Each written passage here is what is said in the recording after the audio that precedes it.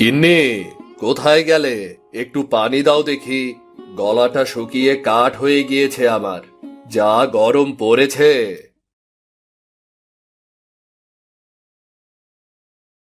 নাও পানি, ভাতও এনেছি, খেয়ে নাও।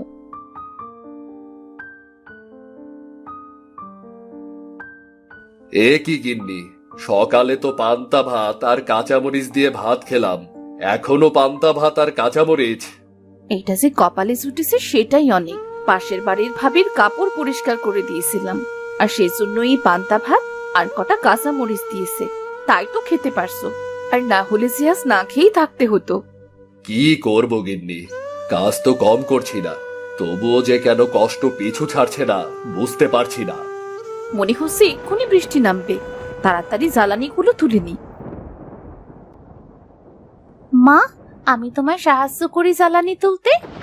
তাড়াতাড়ি কর মা, অনেক কষ্ট করে জঙ্গল থেকে জ্বালানি কুড়িয়ে এনেছি। এগুলো ভিজে গেলে যে আজ আর রান্না করতে হবে না। মা, দুদিন ধরে পেট ভরে কিচ্ছু খাইনি, খুব খিদে পেয়েছে মা। আজ একটু বেশি করে ভাত রান্না করো না, পেট ভরে খাবো। এত কষ্ট করেও সংসার চালাতে পারছি না, মেয়েটার মুখে দুবেলা ভাত তুলে দিতে পারছি না। হে বিধাতা, তুমি একটা ব্যবস্থা করে দাও, একটা ব্যবস্থা করে দাও। মন খারাপ করো না বাবা, দেখবে একদিন আমাদের সব অভাব চলে যাবে। তোরা তাড়াতাড়ি ঘরে যা, দেখ বৃষ্টি শুরু হয়ে গিয়েছে। গিন্নি, দেখো কেমন ঝড় হচ্ছে, এমন ঝড় হলে তো আমাদের ঘর ভেঙে যাবে। এমন অলক্ষণে কথা বলো না, বিধাতাকে স্মরণ করো, তিনি একটা ঠিক ব্যবস্থা করে দেবেন। রমেশ, রূপা, সোনালি যখন গল্প করছিল, তখন তাদের বাড়িতে অনেকগুলো হাঁস এসে ডাকতে শুরু করে। বাবা মা, দেখো না, কত সুন্দর সুন্দর হাঁস এসেছে আমাদের বাড়িতে। বলি বাবা, আমরা যদি হাঁস চাষ করি তাহলে কেমন হয় বলো? হাঁস যখন বড় হয়ে ডিম দেবে, তখন আমাদের আর না খেয়ে থাকতে হবে না। কথাটা তুই মন্দ বলিসনি রে মা, কিন্তু হাঁস কেনার মতো টাকা যে আমার কাছে নেই রে। বাবা, আমরা সবাই মিলে পরিশ্রম করব, টাকা জোগাড় করব। সে সময় হলে দেখা যাবে। তোরা এবার থামতো, বলি শুনছো? দেখতে দেখতে তো সন্ধে হতে চললো, বৃষ্টি থামার তো কোনো নাম গন্ধও নেই। তবে কি আজও না খেয়ে থাকতে হবে? গিন্নি, ঝড় কম হয়ে গিয়েছে, আমি বাজারে যাচ্ছি কাঠগুলো বিক্রি করতে। কিন্তু বাবা, বাইরে তো অনেক জোরে বৃষ্টি হচ্ছে, এই বৃষ্টির মধ্যে তুমি কেমন করে বাজারে যাবে? আবার কিছুই হবে না। গিন্নি, তুমি ছাতাটা নিয়ে আসো দেখি। তোমাকে আর এই বৃষ্টির মধ্যে বাজারে গিয়ে কোনো কাজ নেই। আমি সীমা ভাবির বাড়িতে গিয়ে দেখছি দুটো চাল জোগাড় করতে পারি নাকি।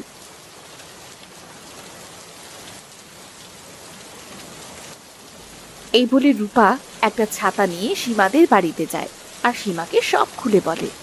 বলি, আপনার জন্য কি আমি চাল নিয়ে বসে আছি নাকি? প্রতিদিন কিছু না কিছুর জন্য তো আসতেই থাকেন। আসলে ভাবি, বৃষ্টির জন্য আপনার ভাই কাঠ বিক্রি করতে যেতে পারেনি। কিন্তু আপনি তো ঠিক চাল নিতে চলে এসেছেন। বলি, আমি কোনো চাল দিতে পারবো না। সকালে রান্না করা কিছু ভাত আর তরকারি আছে, গরুকে দেবার জন্য রেখেছিলাম, আপনি বরং সেটাই নিয়ে যান। ঠিক আছে ভাবি, আপনি বরং সেটাই দিন।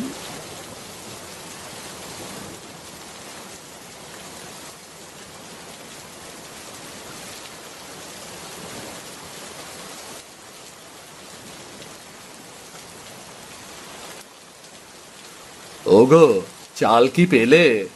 না, সীমা ভাবি চাল না দিয়ে অনেক অপমান করেছে, তবে সকালের কিছু বাসি ভাত দিয়েছে। আজ বরং এটা খেয়েই দিন কাটিয়ে দাও। আমার জন্য তোমাদের কত কথাই না শুনতে হয়। না, এবার থেকে আমাকে আরো পরিশ্রম করতে হবে।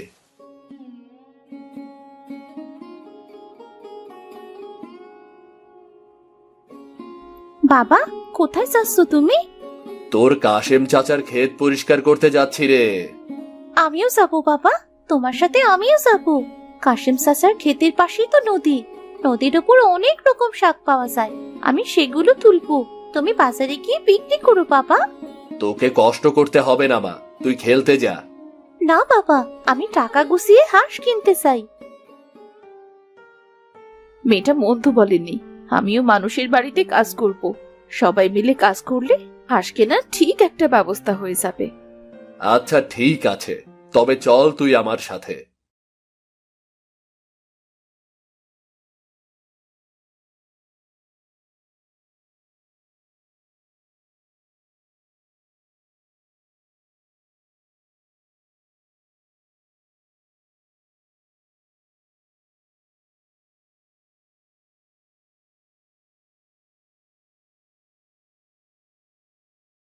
মালতী মাসি, আমার কাজ শেষ গো। যদি টাকাটা দিতে তবে চলে যেতাম গো। এই নাও তোমার টাকা। আজ তুমি আমার অনেক বড় উপকার করলে। শরীরটা যে আমার বড্ড খারাপ, উঠতেই পারছি না। তুমি না এলে গরু তো না খেয়েই থাকতো। আমারও টাকাটা দরকার মাসি। আসলে মেয়েটা জেদ ধরেছে হাঁস পুষবে, কিন্তু হাঁস কেনার মতো তো টাকা নেই, তাই আর কি। এটা তো খুব ভালো কথা। একবার যদি অনেকগুলো হাঁস কিনতে পারো তবে তোমাদের আর অভাব থাকবে না। দোয়া করো মাসি, আমি আসি তবে। বাবা, তুমি তাহলে ক্ষেতটা পরিষ্কার করো, আমি নদীর ওপর থেকে শাকগুলো তুলে নিই। এই বলে সোনালি যায় নদীর পাড়ে শাক তুলতে, আর রমেশ এদিকে ক্ষেত পরিষ্কার করতে থাকে।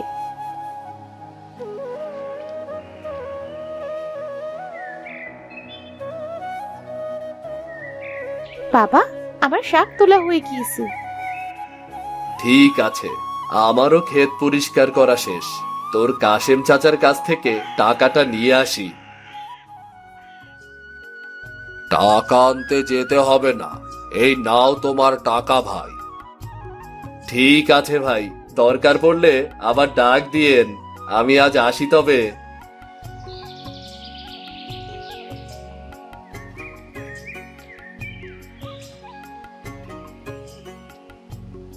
গিন্নি, ও গিন্নি, কোথায় গেলে?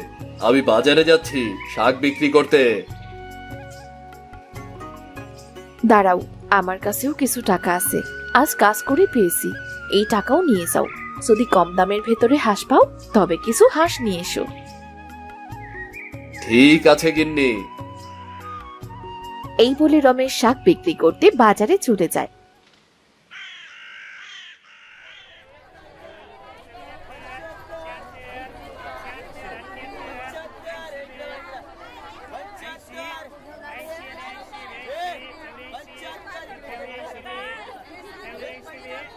কিছুক্ষণের ভেতরেই রমেশের সব শাক বিক্রি হয়ে যায়। বিধাতার অশেষ রহমতে সব শাক বিক্রি হয়ে গেল। ওই তো একটা লোক হাঁসের বাচ্চা বিক্রি করছে। আমার কাছে যা টাকা আছে সেটা দিয়ে তো আর বড় হাঁস কেনা যাবে না। আমি বরং হাঁসের বাচ্চা কিনে নিয়ে যাই। বলছি দাদা, এই হাঁসের বাচ্চাগুলোর দাম কেমন? আজ আমি কম দামে হাঁস বিক্রি করছি। আপনি এই 15টা হাঁসের বাচ্চা 800 টাকা দিয়ে নিতে পারবেন। দাদা, আমার কাছে তো 800 টাকা হবে না, সব মিলিয়ে 710 টাকা আছে। আপনি বরং আমাকে দুটো কমিয়ে দিন, কেমন? এতে আমার লস হয়ে যাবে। আচ্ছা ঠিক আছে, তবে আপনি 13টা বাচ্চাই নিন, কেমন? এই নিন দাদা আপনার টাকা, আমি আসি তবে।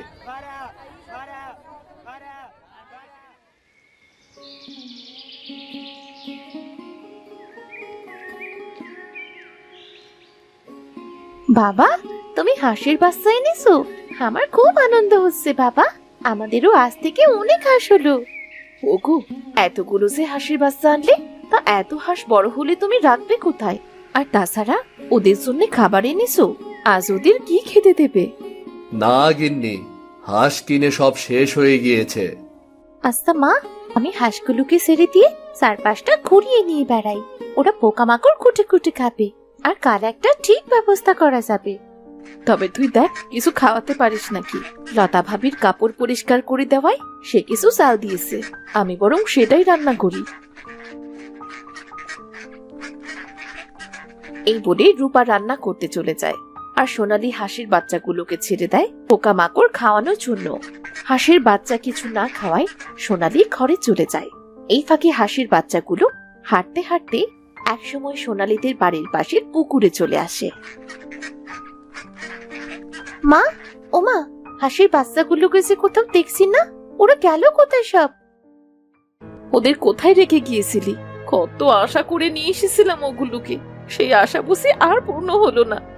আসলে মা, হাঁসের বাচ্চাগুলো কিছুই খাচ্ছিল না, তাই ঘরে গিয়েছিলাম ওদের খাবার মতো কিছু আছে কিনা তাই খুঁজতে। এসে দেখি। আরে মেয়েটাকে বকাবকি না করে তাড়াতাড়ি হাঁসগুলো খোঁজো, না হলে যে শেয়াল কুকুরে ধরে খাবে। তারা সবাই মিলে হাঁসের বাচ্চাগুলো খুঁজতে শুরু করে। হঠাৎ সোনালি দেখে তাদের বাড়ির পুকুর পাড়ে তাদের হাঁসের বাচ্চাগুলো ঘাস খাচ্ছে। মা, বাবা, ওই তো আমাদের হাঁসগুলি পুকুর পাড়ে কি সুন্দর করে ঘাস খাচ্ছে। আরে তাই তো। মা, এখন থেকে আর হাঁসের চিন্তা করতে হবে না, এই পুকুর পাড়ের ঘাস খেয়ে ওরা বড় হবে। কথাটা মন্দ বলিসনি, কিন্তু ওদের কোথায় রাখবো? তেমন জায়গাই তো নেই। কেন বাবা, তুমি এই পুকুর পাড়ে হাঁসগুলোর থাকার জায়গা করে দাও। তাছাড়া এই পুকুর তো আমাদেরই, এখানে হাঁস পুষলে অনেক ভালো হবে, ওদের গোসল করতেও সুবিধা হবে। বলি আমরা বরং এই পুকুরে ছোট ছোট মাছ ছাড়বো। শুনেছি মাছ খেলে হাঁস অনেক বড় হয় আর তাড়াতাড়ি ডিম পাড়ে। হাঁসগুলো ভালোভাবে বড় করার জন্য আমাদের সবাইকে অনেক পরিশ্রম করতে হবে। মা সোনালি, হাঁসের বাচ্চাগুলোর পেট ভরে গিয়েছে, আজ এদের বাড়িতে নিয়ে চল। কাল ওই পুকুর পাড়েই আমি হাঁসের জন্য ঘর বানিয়ে দেব। ঠিক আছে বাবা।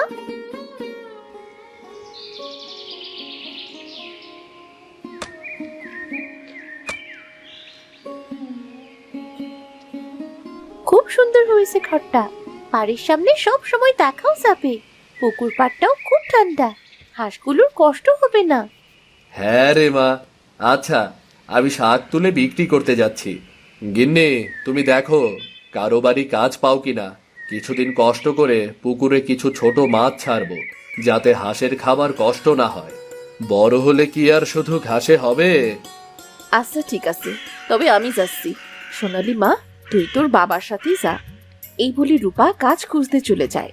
রমেশ আর সোনালি শাক তুলে বিক্রি করে, পুকুরে মাছ ছাড়ে। পুকুরের ওপর থেকে ঘাস আর পুকুর থেকে মাছ খেয়ে তাদের হাঁস অনেক বড় হয়ে যায়। আরে রমেশ ভাই, তুমি দেখি পুকুর ভরে হাঁস পুষতে শুরু করেছো। সেদিন যে হাঁসের বাচ্চা কিনেছিলে, সেটা সেই হাঁস না? হ্যাঁ ভাই, আসলে হাঁস পুষবার মতো তেমন জায়গা আমার নেই, তাই তো পুকুর পাড়েই হাঁসের খামার দিয়েছি। ওদের খাবার কেনার মতো টাকা নেই, এই পুকুরেই হাঁসগুলো সবসময় থাকে। ঘাস আর মাছ খেয়ে বাঁচে ওরা। কি বলছো?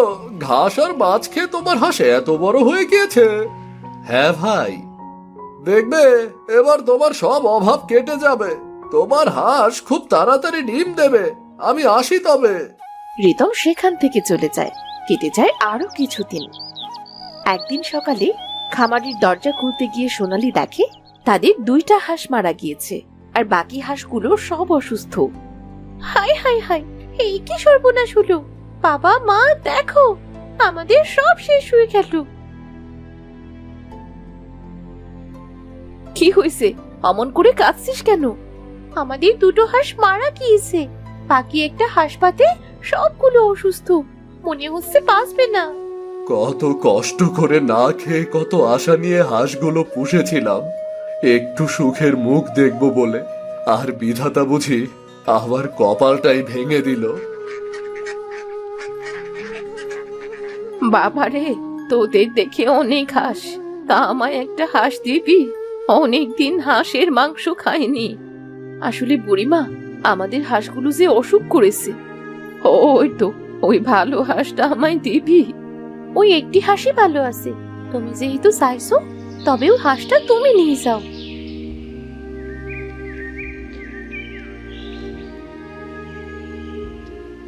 তোদের মন অনেক বড়, একটা হাঁস বাঁচবে জেনেও সেটা আমায় দিয়ে দিলি। একটা হাঁস দিয়ে আর কি হবে বুড়িমা? কত কষ্ট করে জায়গা না থাকায় পুকুর পাড়ে হাঁস পুষেছিলাম। জানি না কি হলো সব হাঁসের, সব অসুখ করেছে। পুকুর পাড় তো ভেজা স্যাঁতসেঁতে জায়গা, পুকুরের পাড় থেকে একটু দূরে খামার করতে পারতি বাবা।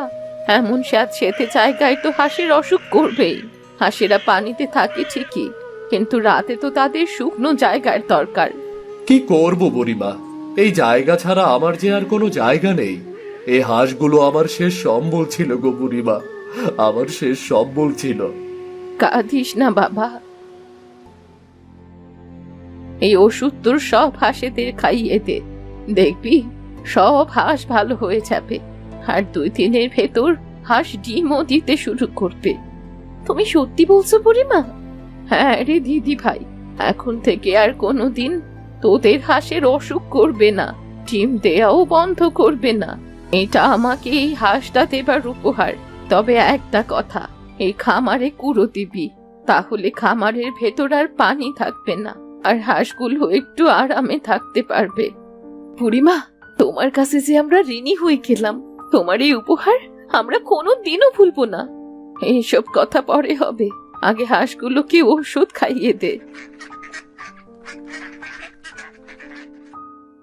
বুড়ির কথা মতো সোনালী, রূপা আর রমেশ সব হাঁসগুলোকে ওষুধ খাইয়ে দেয়। বুড়ির দেয়া ওষুধ খাওয়ানোর সাথে সাথে হাঁসগুলো সুস্থ হয়ে ওঠে। রমেশ খুশি হয়ে যখন বুড়িকে এই কথা বলতে যায়, পেছন ফিরে দেখে বুড়ি সেখানে নেই। এ কি, বুড়িমা কোথায় গেল? বুড়িমা, বুড়িমা! বাবা, উনি মনে হয় চলে গিয়েছেন বাবা। তবে বুড়িমা আমাদের অনেক উপকার করলেন। ওই বুড়িমা মনে হয় জাদু জানেন।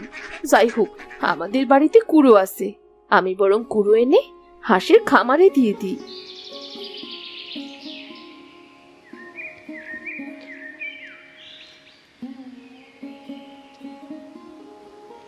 রূপা বাড়ি থেকে কুড়ো এনে হাঁসের খামারে দিয়ে দেয়।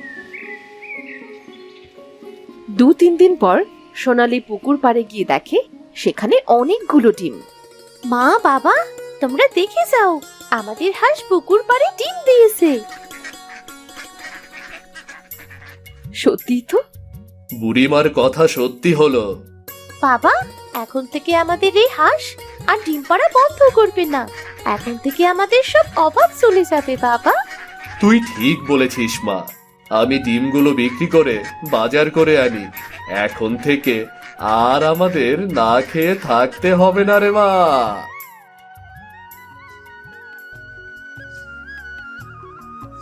রমেশ খুশি মনে হাঁসের ডিম নিয়ে বাজারে চলে যায়।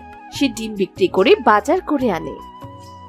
আর এরপর থেকে তাদের সবগুলো হাঁসে প্রতিদিন ডিম দিতে শুরু করে, যা বিক্রি করে তাদের সংসারটা ভালোভাবেই চলে যায়।